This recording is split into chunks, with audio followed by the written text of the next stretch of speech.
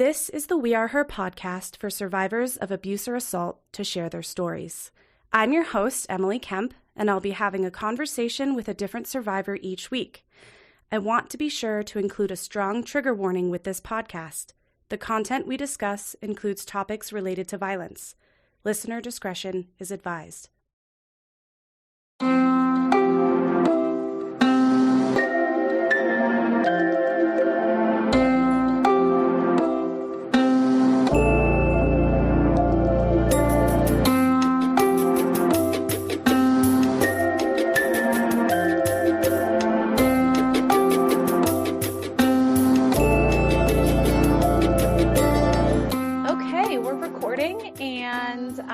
I just want to say hello and welcome back to the podcast because you have been on before, and so I'll let you introduce yourself. Who are you? Hi, my name is Bella. I was on season 1 and I am back. You're back. And yeah, and I'm so grateful that you're willing to come back on the podcast, and I think it's a really cool opportunity to check in with a survivor who obviously has a very special connection with Stevie. And you and I have become, closer and gotten to know each other over the years. Yeah, you're my friend. What up? And so it's really nice to have you on the podcast, and I think it's really special. Yeah, I'm excited to be here. Yeah, and it's cool because we don't always get an opportunity to follow up with people who've been on the podcast before and kind of like check in and see how they're doing. So here we are. This is a really cool opportunity that we're in. So I guess we were kind of talking before, the podcast started recording and trying to get our timeline together because a lot has happened in the last year plus. Yeah, I've had a crazy year. Yes, you have. And so I think the last time we were on the podcast together, it was, I think you said in March, right? I think it was February. End of March, yeah. Okay, of 2019. Yeah. So talk to me about what has happened since then for you. Oh my gosh. Okay. Yeah. So, after recording the podcast, and kind of listening to it back, I realized how severe of a situation that I was in. I had kind of told myself a lot of times, it's in your head, you're making too much out of it. If something bad was going to happen, it would have happened already, even though statistically, most survivors, the year after they've left their abusers, they're in the most risk for harm. And right. And when we had like wrapped up your episode, you were like, I feel amazing that I left, but I'm still scared. Right. And listening to that back and listening to, the fear that I had of him, just, living in a smaller town with him and him as a person, it was scary. And, listening to it, I was like, this situation is scary. It's a real situation and you need to do something to protect yourself. So I talked to Stevie because in the past she had gotten an order of protection against Adam, and I decided that it was time for me to do the same. And so I filed the paperwork. I got a court date. I went to court on April 8th, I believe, and Stevie came with me, which was amazing. She was so supportive, so helpful. I had my best friends with me. I had my dad with me. And I got in front of the judge. I talked about, the things that I had been witnessing since I had left Adam, the things that had been affecting me. And I got a order of protection in place, and then the judge told me and Stevie that we could still press charges against Adam, which was something that I didn't even know was possible. I thought I didn't do it while we were still together. I didn't do it right after it happened. What's the point, kind of thing. Right. I know Stevie didn't know that was an option either. So it's like, what? Right. I thought, unless I had called the cops 30 seconds after something had happened, it wasn't valid anymore, which is not true. I don't know every state's laws on statute of limitations, but you can still press charges against your ex after you have left them. And so, me and Stevie decided to go to the police station and report Adam for a few different things that he had done to each of us. And he had ended up he got arrested and was in jail for, I think, about 6 months. Yeah. And he got arrested like very quickly after you both reported. And is that right? My kind of thought process on it was, I want to have it documented. So if, he ends up assaulting me again, ends up stalking me more, ends up, killing me, there's a paper trail of the fact that, I was scared of him. I was in danger of him. I thought that he was capable of a lot of things. Right. And I think, well, first of all, like, kudos, that's an amazingly brave step that you took. Thank you. And I think a lot of survivors kind of think along those same lines. But a lot of times, like, if you don't report, and this is just, it's a backward system, right? But like, if you don't report and then something happens that eventually you end up in court with this person, the defense will say stuff like, well, why didn't you ever report? You must not have been afraid enough of this person to actually like call the police or make a report. So it's kind of a double-edged sword for survivors. Like, It really is, and it's hard when you are in a situation like that. Something that my ex used to say to me all the time was, if you call the police and I go to jail, I'm going to kill myself. I'm going to kill myself and it's going to be your fault. And he had a friend that actually had killed himself in jail over some drug charges. And he said, he did it. I can do it. Do you want to live with that? And I thought that he would for a very long time. I thought, if I did report him, he would end up killing himself, and that would be on my conscience for the rest of my life. I was scared of him. I had a lot of anger towards him, but I've never once wanted him to be dead. Like, I don't want him to kill himself because of me. You can have a lot of anger and resentment towards somebody and still be scared that they're going to end up hurting themselves because of you. And that's a really scary situation to be in, because who isn't going to blame themselves in that situation? And this is somebody that I loved, like somebody that I had loved for 5 years at this point. Right. And that's a lot. I mean, what do? You're stuck. You're damned if you do, you're damned if you don't at that point. Exactly. And it's just like, textbook manipulation at that point. Right. But it feels very real it does, in the moment. Yeah. Especially when, some of the instances that had happened that I reported to the police were when I was 17, 18. Like, I was very young and I idolized this person. Like, he was my God. I worshipped him. Like, I did not want to disappoint him. Even when he was abusing me, I still loved him. And it's hard to think about, like, when you're that young and you are so sheltered in your life, to think about the fact that this person could kill you or kill themselves because you're reaching out for help in a situation. Right. And most people in that situation, they're not looking for vengeance. They just want to be safe. And you acquired some level of safety, but you were also still very justifiably afraid that something could happen. It still doesn't mean you're like out for blood.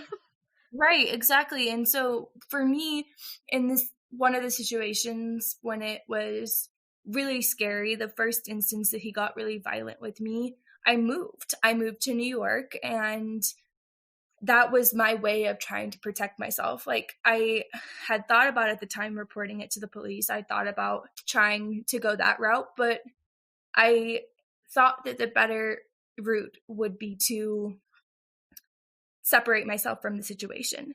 And that was something that they used against me in court. By not reporting it, they were like, oh, if it was this bad, then why did you just leave? Why didn't you report it? And I was like, well, I left because it was this bad. I moved across the country. I moved, like, God, how many states are in between Montana and New York? A lot of states. Like, it's a long ways to go because you're scared of somebody. Ugh, yeah, absolutely.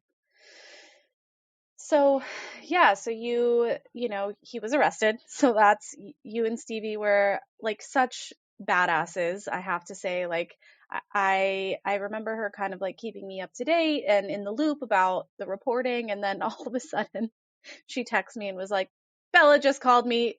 He's in jail." And I was like, "What?" That happened so fast. It was crazy because I thought by reporting it, they would take it down in a little notebook, file it away in some computer. Nothing would ever happen, but in the off chance that he ended up murdering me, they would be able to use it in my trial. And that was my thought process at the time, which now I look back and I'm like, that is so sad that you thought the best case scenario out of this outcome would that they could use your words in your own murder trial. That's dark. It's That's dark, really dark. and that's how I felt Yeah. at the time. You know, I didn't see any light at the end of the tunnel. I thought, you know, this is probably my only way out of this situation is if he does something this drastic. And thankfully, he never had the opportunity to. When they arrested him, they searched his house, and this was when I'd already had an order of protection, and they found multiple guns in his house. And when I heard that, I started sobbing. It was so scary to me because he is not a hunter. He does not sport shoot. He does not shoot for fun. He had guns for one reason. And the fact that they found, I think it was like 5 or 6 different guns in his house, when my order of protection specifically stated that he was not allowed to own any firearms. Right. So legally, he wasn't supposed to have them. He was not federally legally, he was not Right. allowed to own any guns because he had used guns against me in a violent way before. And so when I heard that, I just started crying. Like, I was so scared and like so thankful almost that he was like away, like he was in jail, he couldn't hurt me. Like, I finally for the first time in 5 years felt safe, because even when I got the order of protection, I was like, it's a piece of paper. Like, it's great to have. I think for a lot of survivors it probably provides a lot of feeling of safety, but to me I was like, Adam doesn't respect the law. He's never respected the law. He's had orders of protection against him before, and he clearly didn't respect those ones. He didn't abide by it at all, and I'm no different. He's not going to like decide to listen to a judge this time. And just the fact that he owned so many guns really validated that feeling of like, this is somebody that I actually have a lot of reason to feel very scared of. Oh, absolutely. Absolutely. And I know that you were living in the community and like having to look over your shoulder at all times, which is an incredibly stressful way to live. Like, that's not how anybody should live. Nobody deserves to have to live in that. No, I mean, I think so many survivors do live in that fear all the time, and it is so scary. There were so many occasions where I'd go to the grocery store, go to the gas station, see a car that maybe looked like his, and I would just immediately turn around. I stopped going out to shows. I stopped living my life. And you know, his work was close to my apartment, and he would sit outside the gas station that was like the entryway to my apartment complex for hours. Like, hours on end, he would just sit there in his car waiting to see where I was going. And I felt like I couldn't even leave my apartment without the fear of him following me somewhere or hurting somebody else that I was with. It was terrifying. And then he was actually in jail, which is wild. And I think, I talked to both you and Stevie, checked in with you both, and I think you both kind of expressed some similar sentiments of like, I don't know how to feel, but I do feel weirdly like for the first time, since I left him, like he's actually locked up, like behind bars. There's no way he can just escape and come get me, Right. And my life changed so drastically, even within the first week of him being in jail. Like, I would like go for walks and be like, oh my God, like, look at the sun shining, look at the green grass, like, look at the flowers. Like, it is a beautiful world to live in. And for the first time, I wasn't terrified that I was going to have a bullet in the back of my head. Right. And like just run into him around any corner. Yeah. And, at first I felt really guilty. Like when I talked to the detective, who was amazing, the detective that helped me with my case, was how I hope every detective is with any victim out there. He was like, I am so thankful for him. But I even said to him, like, I'm really scared of what can happen by me sharing my story. And he said, like, I want to put this guy away. I want him behind bars. And I was like, wait, he can go to jail for this? And the detective's like, yeah, this is multiple felonies. And that was the first time I realized the severity of everything. I knew what Adam had done was bad, and I knew that it was serious, but he had also told me for 5 years that I was making something out of nothing. And I believed him. I thought, like, clearly it's not as bad as I think it is. I'm being crazy. I'm turning this into something that it's not. That wasn't ever the case. And the detective really helped me see that I was doing the right thing. And so to hear that from law enforcement, I mean, I would guess so, but I just want to clarify, like, was that a really validating moment for you? It was. And it was also just like, he was so kind to me. He'd call me a few times a week to check in with me, see how I was doing. He was seriously amazing, and he helped me feel like my voice was actually heard. And I appreciated him so much. And that made the process a lot easier. But I also was really scared that Adam was going to kill himself in jail. And so for the first few weeks, I was like almost waiting for that phone call. Like, I was happy. I felt like free. I felt like I could do things. I feel like I could go out with my friends without putting them in danger. But I also would have nightmares of getting a phone call and somebody telling me that Adam was dead, which is something that I never wanted. There were times, where I'd be so mad at him and so angry, where I'd be like, God, I wish you were dead. But in reality, like, that's never what I wanted. I just wanted to feel safe and have somebody that loved me, which were two things that he could never provide. It was scary for a while, because I kept thinking that I was going to get that phone call. And then as he was in jail, I stopped thinking about him a lot. I stopped. He was there, like you said, for like 6 months. So yeah, that's a long time. It was, and it was, before he'd gotten arrested, probably like maybe or before I'd gotten the restraining order, I should say, maybe like a week before I got the restraining order, he was still calling me and still texting me, still calling friends of mine, still texting friends of mine. Like, I remember one day I was at a coffee shop with two of my friends. It was like International Women's Day, and we all went out for tea, and we were like, hell yeah, we're like badass motherfuckers, like just having a great time. And one of my friends' phone started ringing, and she was like, oh my God, Adam's calling me. And I was like, what? And she answered, which was fine with me, and she was like, why are you calling me? And he was like, are you at the coffee shop with Bella right now?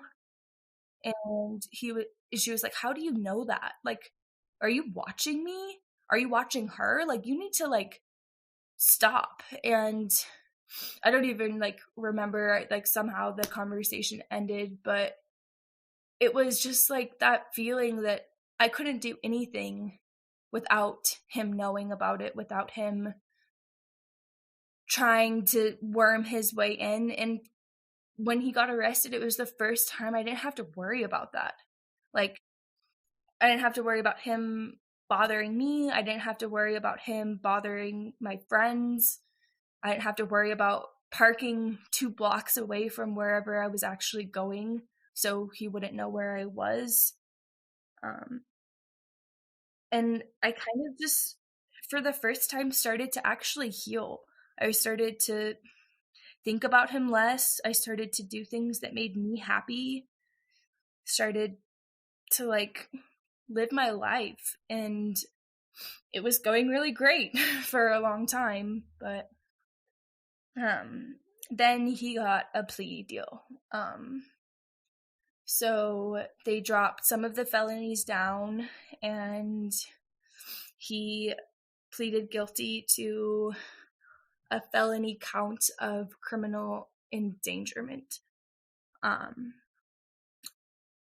that was really hard.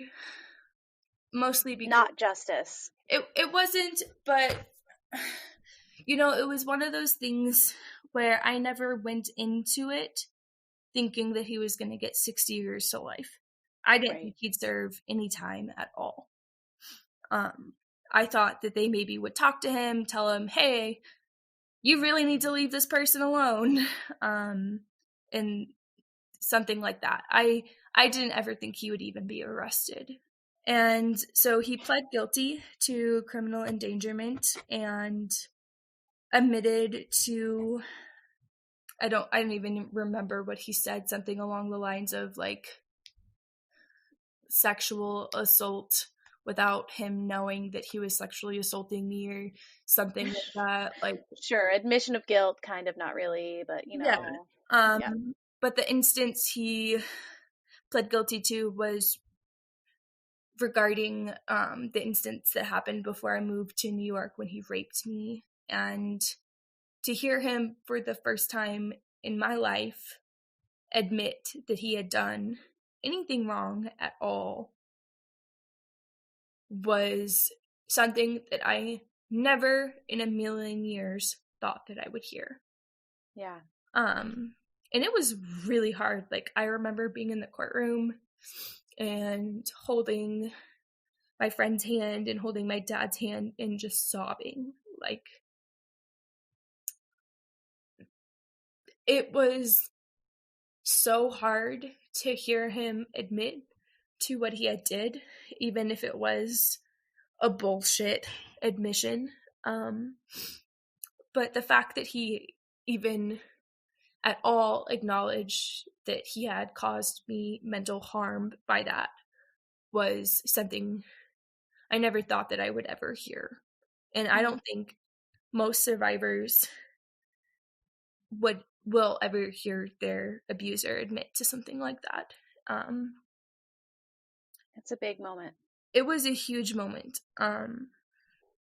I don't really have words even to describe it. Like, part of me felt like, you know, I can move on now. Like, he has admitted it, which really doesn't mean a whole lot, but to me at the time, it meant, like, I'm not crazy.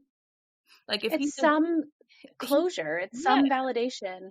Exactly. And, you know, having him stand there and saying, like, I did this was something I never expected to hear. And it really validated the fact that, like, that actually happened. Like, that wasn't something that I had imagined. It wasn't something that he said I exaggerated or lied about or created in my own head. Like, he admitted to doing it, which he can never take back that he pled guilty. Like, he pled guilty to that, which is a felony, and now That he is is a on felon. the record. He is a felon for the rest of his Yep. life. And I now have the validation that he admitted that, and now I can kind of let it go. Like, Yeah. it happened, fucking sucked. Like, probably one of the worst experiences of my life, and it's over now.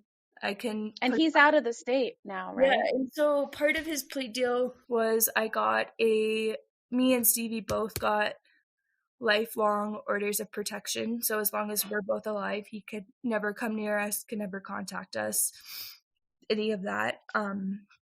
And he can't live in Montana for a certain amount of years, which is nice, you know. Granted, I don't want to live in Montana much longer, so it kind of feels like he has 49 states and I have one. But it's something, and a lot of survivors get nothing. So I'm trying to be grateful for the justice that I did get and the justice that Stevie did get. You know, I felt really bad at the time. He only pled guilty to one count of felony endangerment, and it didn't involve Stevie. And I felt a lot of guilt about that for a long time. Like, why does he have to plead guilty to hurting me and not her? Because he did hurt her too. And Right. it didn't feel fair to me. I was really angry about that. I was more angry about the fact that he didn't have to like plead guilty to something on her more than I was angry about anything else in the case. Because I just felt like it was such a miscarriage of justice that he didn't have to do that, because I know that he hurt her too. I don't have any doubts in my mind that he was just as big of a piece of shit to her as he was to me. And the women before both of you too. I mean, he's a serial abuser, right?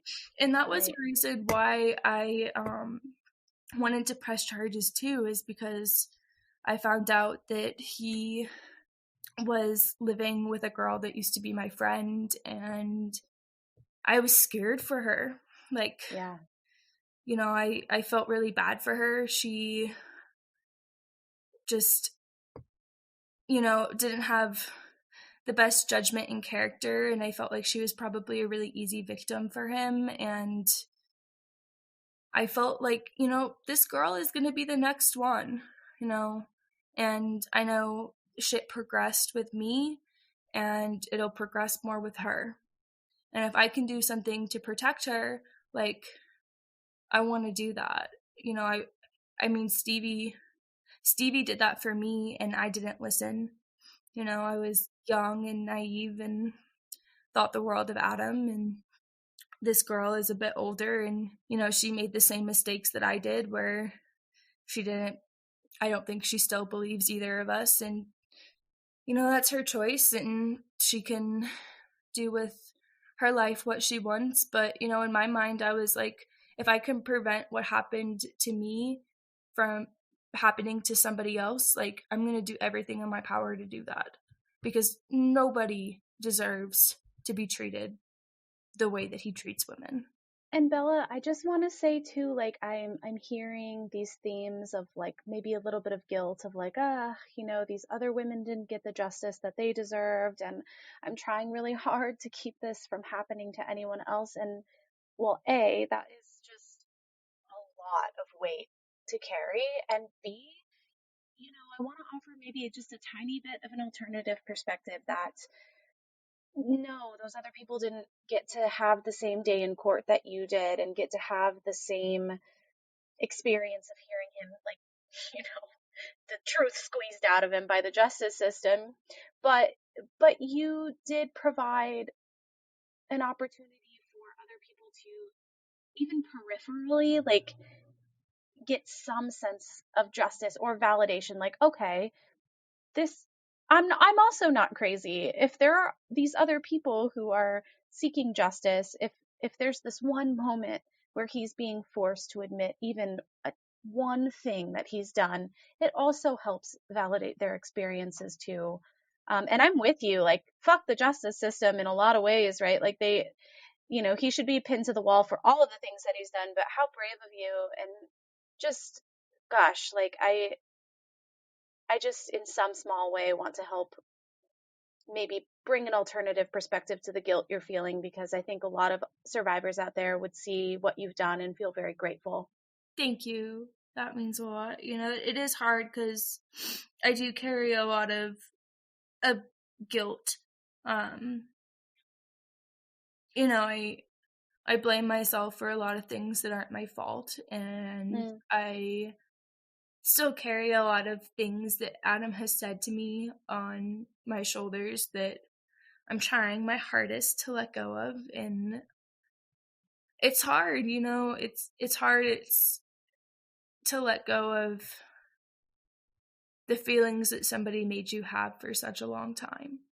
Mm-hmm. And I still call it my Adam voice. He's still slowly getting smaller, but he's still there. And there's a lot of times where I'll just like really beat myself up about it and be like, oh, if I had just done this one thing differently, maybe it would have had a different outcome. Or maybe if I had done or said something else, like, and it's just hard because like what ifs will always eat you alive. 100%. He got a really good lawyer, and that woman, I will say, is the fucking devil. Am I allowed to say that? I don't know if I am. Oh, she's the fucking devil. I was also there for a sentencing hearing, and she is a terrible human. My God. I feel so bad for her own self, because if I have this guilt, I can't imagine the shit that she carries around on her shoulders. Or if she doesn't, that's even scarier, where it's like, oh my God, what is happening? Alone just from the hairspray weight she has on her. I probably. She did remind me a little bit of Mrs. Trenchbull or Miss Trenchbull from. I feel like that's kind of almost a compliment, though. Yeah. Like, I can think of a lot worse things to call her. But it was intense. I completely agree. And I feel bad for Adam's family because they sacrificed a lot to pay for a really good lawyer. Because I saw a quote a while back that said something along the lines of like, abusers will manipulate their loved ones or like their partners, but their family and friends are the biggest victims. And that really resonated with me because I was like, yeah, like his mom will go to her grave saying that we're all crazy bitches and that Adam is a saint, even though one of the first things she asked me was if he was verbally abusive or if he actually hit me, because she's known him to do that in the past. And right, so she has to live with the fact that she knows who her son is. And she raised that son. Like, I have no doubt in my mind if she had tried to get him the help that he so desperately needed when he was younger, he would not be the human that he is today. But from a very young age, she treated him like he could do no wrong, and that's the way he carried through his life, which I think is a very common thread with most abusers. And he still has a very, very few friends in Bozeman that will support him, and I try to avoid those people and not interact with them, but every once in a while I see them out, and it's hard because I don't feel comfortable around them. I feel like they're gonna report back to Adam on what they see or hear or whatever, but I've realized he's not in the same state as me. He can't do anything, he can't contact me, and they can't do anything either. Like, what's the worst that they're gonna do to me? Say something mean? Like, I've heard it all. Like, and it's just trying to restart my life and do things the way that I want to do them, instead of trying to worry about what people will think or say I don't know. Does that make sense? You can maybe edit Absolutely. this part out. I feel like I'm rambling. No.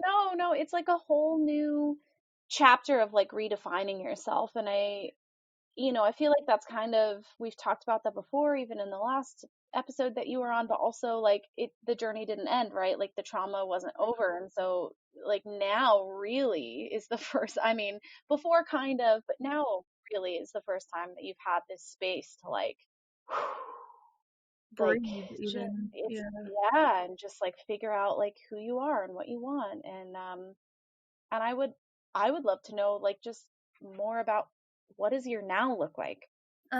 Yeah, so I have a pretty kick-ass life now.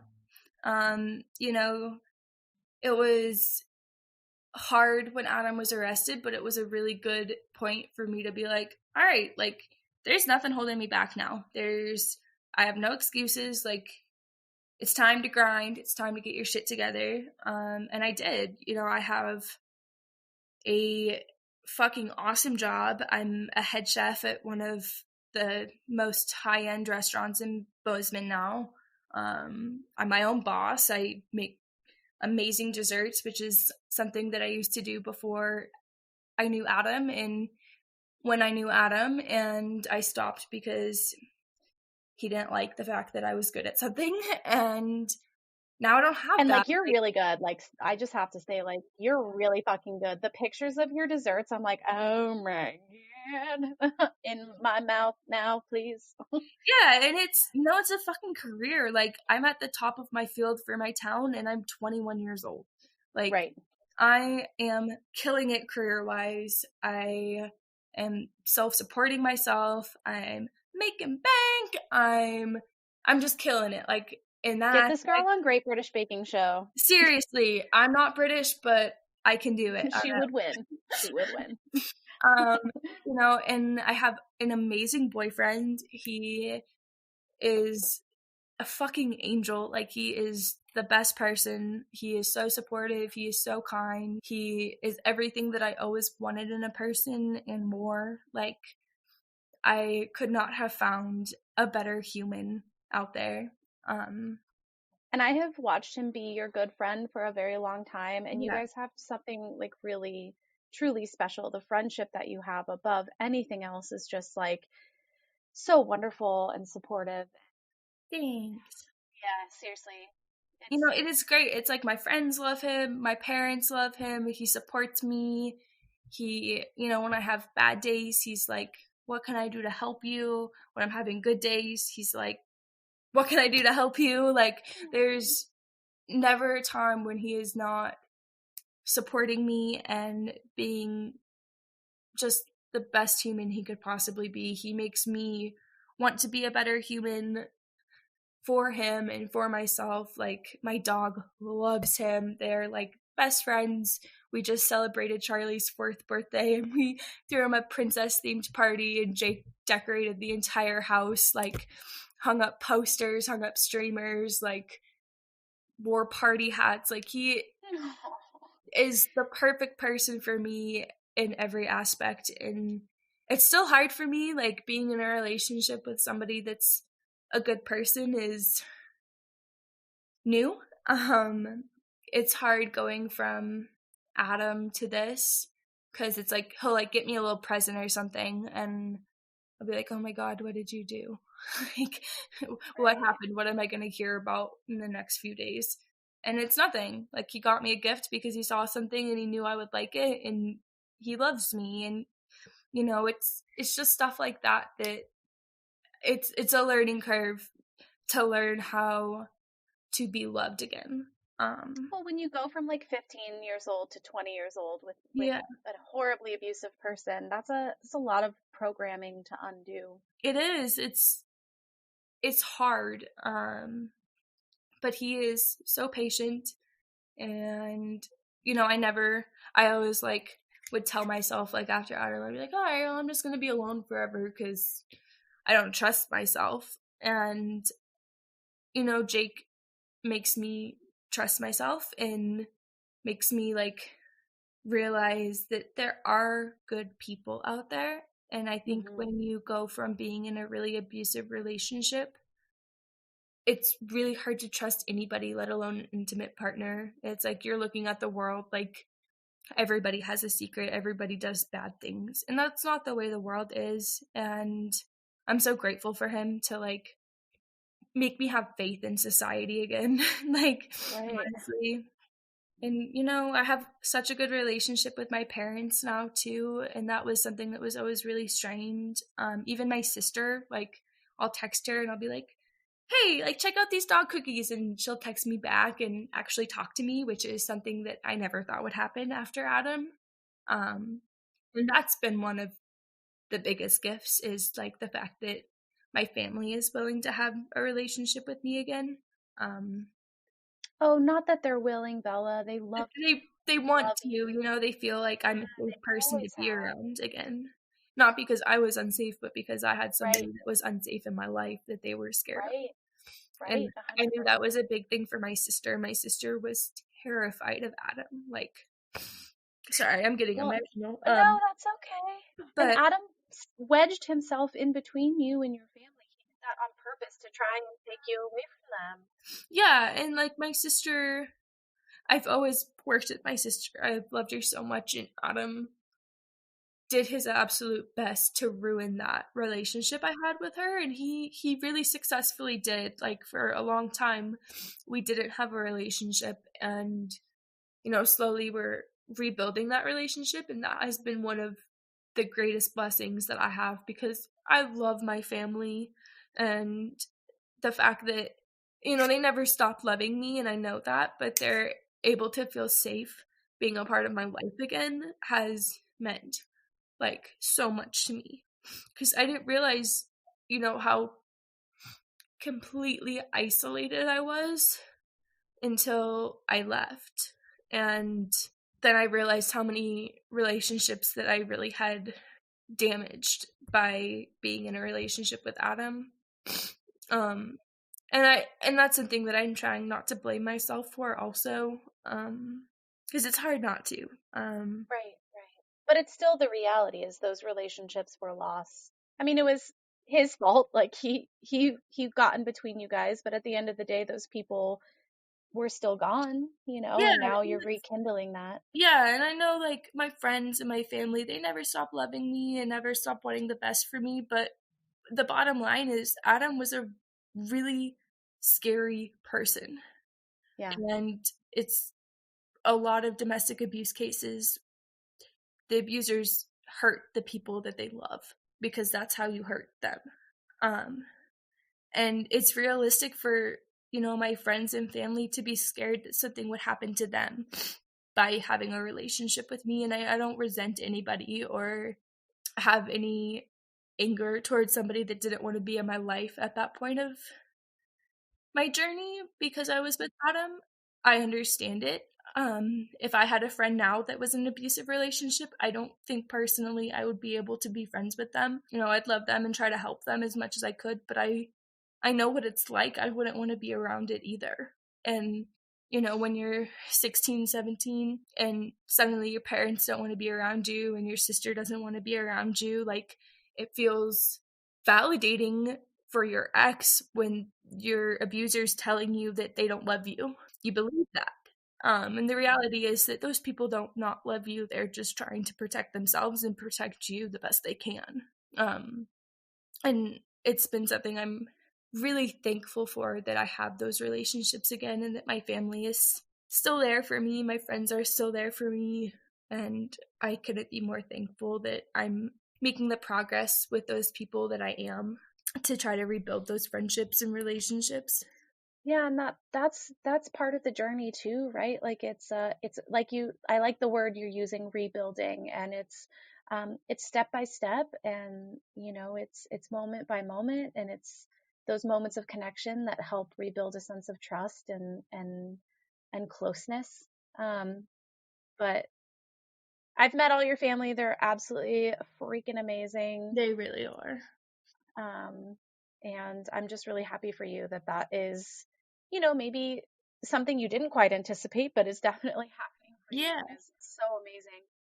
And so, Bella, I wanted to ask you too, like this is something that I had asked you in the last the last podcast episode, I think, but like I do want to just know more about what like healing looks like for you right now on kind of a day-to-day basis. So obviously these amazing relationships, Charlie's, your dog is amazing, like getting a badass job, but are there specific things that you're doing right now that just like kind of help you feel, like you're working towards healing? Yeah, so recently I went back onto medication, and that was a really hard decision to make. But the fact that I reached out for help and got help and I'm feeling so much better now, that was a big step for me.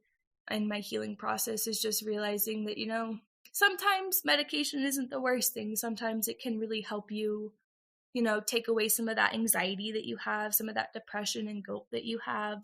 I'm still writing a lot. Writing was something that was really hard for me for a long time. There was a time I used to journal every day, and I had a journal that I had been journaling in for almost 4 years at a point. And I went to Target one day when I was with Adam, and he went through my drawers and found my journal and read some of it and didn't like what he had read. And he ripped out every single page and ripped it up. And after that, I stopped writing completely. I didn't feel comfortable to write. I felt like if I had written something, that somebody would find it and read it and judge me for it.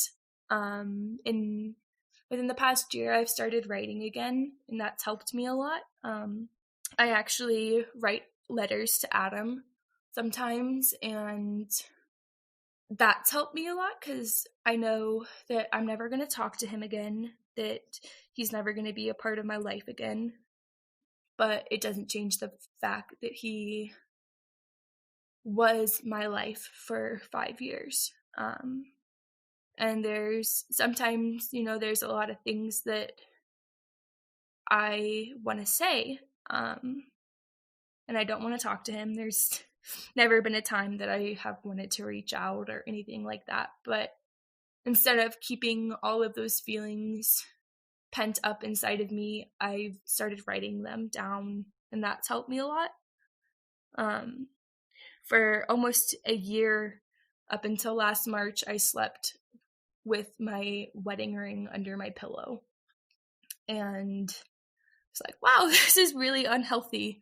Like, even when he was in jail, I was still sleeping with it. And I don't know why I was, but I went on a vacation in March and I threw my wedding ring off the pier into the ocean. What? That's so awesome. It was just this feeling of like letting go. Yeah. And there are certain objects that do hold special significance. Just because you were holding onto the ring, it doesn't mean that you were like in love or pining. It's No, just like that exactly. meant something, Yeah. There's just these feelings that are, I'm a strong believer in, like, if you love somebody, love doesn't go away. And right. I still really firmly believe that, like, as much as I hate the things that Adam has done to me and has done to other people, has done to himself, I don't hate him. I still have love for him. I hope that someday he'll be a better person. I don't think that will ever happen. As much as an optimist I am, I'm still a realist, and I don't think that people change who are like that. A friend of ours passed away recently, and he was a really good friend to me. He always was. But he was a friend of Adam's before all of this happened. They were really good friends up until Adam was arrested, and then they stopped being friends. But he just like had a heart attack and died. And Wow. when I found out that he had passed away, I was heartbroken. Like, it was really, really hard for me. But one of my first thoughts was like, I hope that somebody tells Adam, and I hope that he's okay. And as, naive or stupid or whatever those feelings are, I don't think I tried like the hating him, the resentment, the anger, and all that did was make me hate myself for hating him. And trying to let go of the anger, because, you know, me sitting here and being like, fuck him, he sucks, isn't hurting him, it's just hurting myself. And, you know, if you do have those feelings are completely valid, but for me, holding on to anger wasn't working. And, you know, I kind of let go of it. And, you know, when our friend passed away, I kind of like sat down and I sent like mental love to him in a way that was like, I hope that you can find peace with this. I never reached out to him. I have no intention of reaching out to him, but in my heart, you know, I hope that he's not hurting. And that's hard for me because, you know, it feels really conflicting sometimes to be like, why don't you hate this person? Why aren't you more angry? Why aren't you, you know, screaming his name and saying how much of a horrible human he is? But I tried that for a little bit, and all it did was make me angry at myself. And so I think that's been a big process of my healing, is just like letting go of anger and letting go of like my own expectations of how I should feel.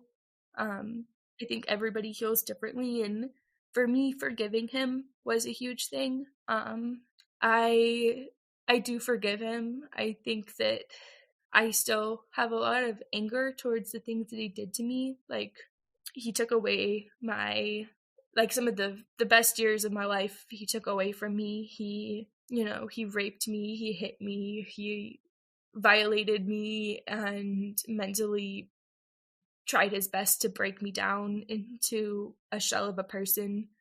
And all of those things are really horrible things for anybody to go through.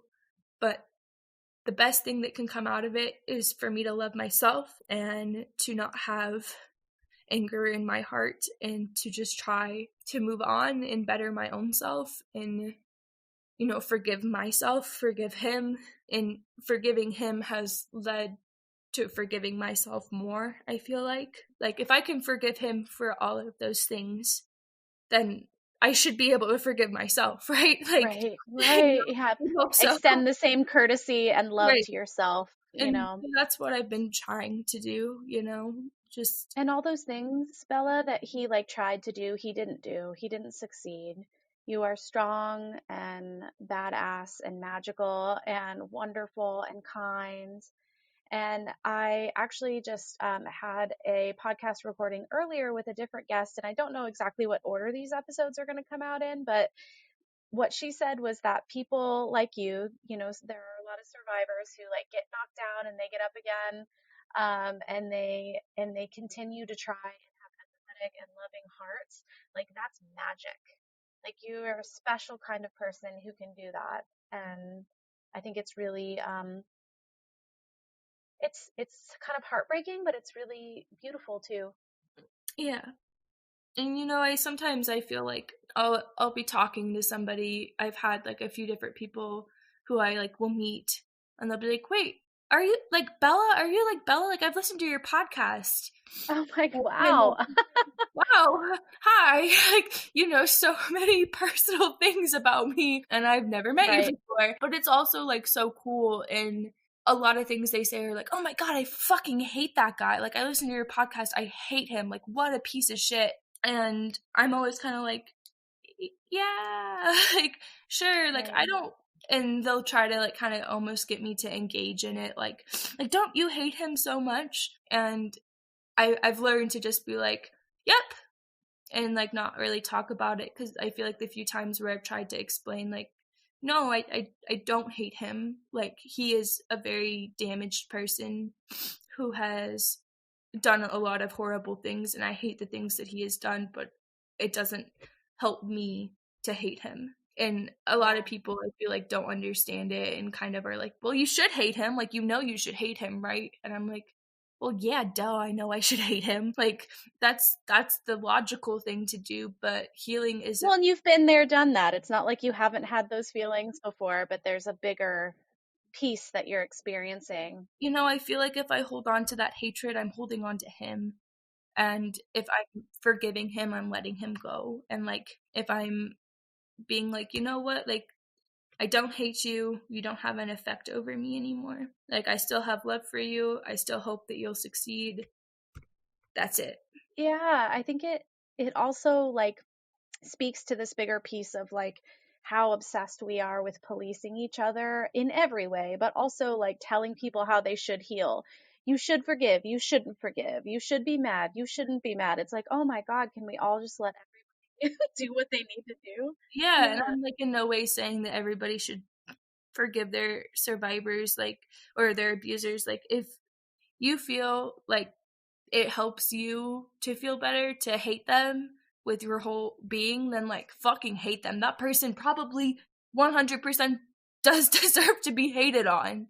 Like, but for me, it wasn't working. For me, it was making me spiral into a person that I don't want to be. And I really appreciate that language. Like, you speak so articulately to that process that you went through. And I think that's really insightful language.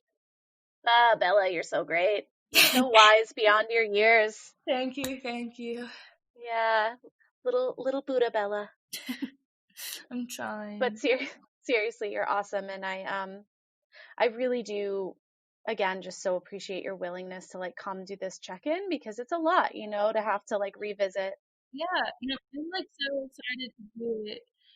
Honestly, like doing the last podcast was what made me decide to take the steps that I did take in getting justice for myself and getting safety for myself. And doing this podcast kind of was what started that journey for me. And I'm so thankful for both you and Stevie. You guys are fucking rocks in my life, and I appreciate you both like so much. I like Stevie especially. Like, I will never have words to describe like how much Stevie has impacted my life and helped me. Like, there are no words to describe how fucking amazing she is. And you too. And you both are just like boss ass bitches. Oh, I feel that. So like I'm getting emotional too now. But I really agree with you. I think there's so many people who have utilized We Are Her, and it's an amazing resource, the podcast and all of the other resources that We Are Her has. And Stevie's always the one to be like, no, like everyone. It's like, no, you. No, exactly. She's like, oh, it's everyone. So I'm like, no, bitch, it's you. Like, it's you. You are. You did this. Oh, I love shouting it out right now. And like, for anyone who is listening, she's like also listening to this episode on mute and probably like squirming right now, which makes me so happy. Okay. Well, Bella, like you're so amazing. And I'm at a loss for words a little bit. I do want to offer like one last opportunity. Like, if there's anything else you want to say before you wrap up, like, please do. Trust your gut. Men don't date teenagers. Do what you need to do to heal. Don't listen to other people. You know yourself better than anyone else. Is that good? I don't know. Oh God, that's so good. I'm like, yes. In my mind, I was like, yes. Preach. Also, men don't date teenagers. It's fucked up. Yeah. Grown-ass men do not date teenagers. That is very true. Thank you. You're amazing. Thank you. I love you guys. Love you too. Okay. I think I'm just feeling all the feelings, so I'm going to wrap this episode up and stop recording before I burst into tears. It's fine. I did crying the whole time, so it's good. Oh, you have a reason to cry. I'm just the host here, cracking open. Okay, we're gonna stop recording, and I love you. I love you. Okay, bye. Bye. We hope you enjoyed the podcast. Be sure to subscribe, and don't forget to check out our online community at weareher.net. If you or someone you know has experienced abuse or assault, you can always call the National Domestic Violence Hotline at 1-800-799-7233.